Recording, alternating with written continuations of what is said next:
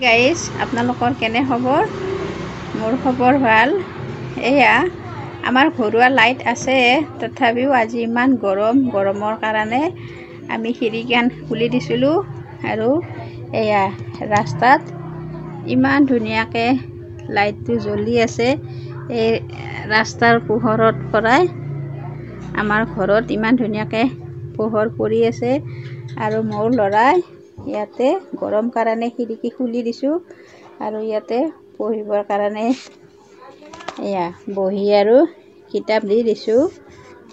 সি কবিতা লিখি আছিল, ভিডিঅ' কৰাৰ কাৰণে ছাইড লাগি গুচি গৈছে আৰু ইমান ধুনীয়াকৈ ৰাস্তাৰ পৰা লাইটটোৰ পোহৰ পৰি থাকে।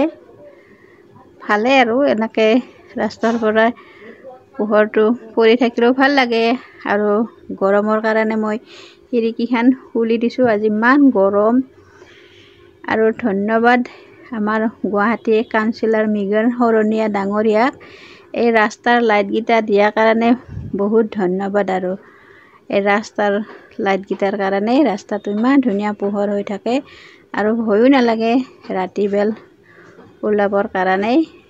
আৰু এই খিৰিকীৰ ওচৰতে মই এনেকৈ ল'ৰাক পঢ়িব দিছোঁ। ঘৰৰ কিন্তু কাৰেণ্ট আছে দেই, আপোনালোকে কমেণ্টত নক'ব আকৌ ঘৰত কাৰেণ্ট নাই কাৰণে ৰাস্তাৰ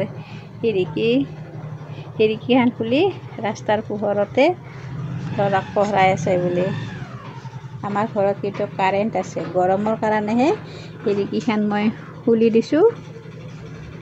আৰু এয়া বাহিৰৰ পৰিৱেশটো আপোনালোকক দেখাই দিছোঁ।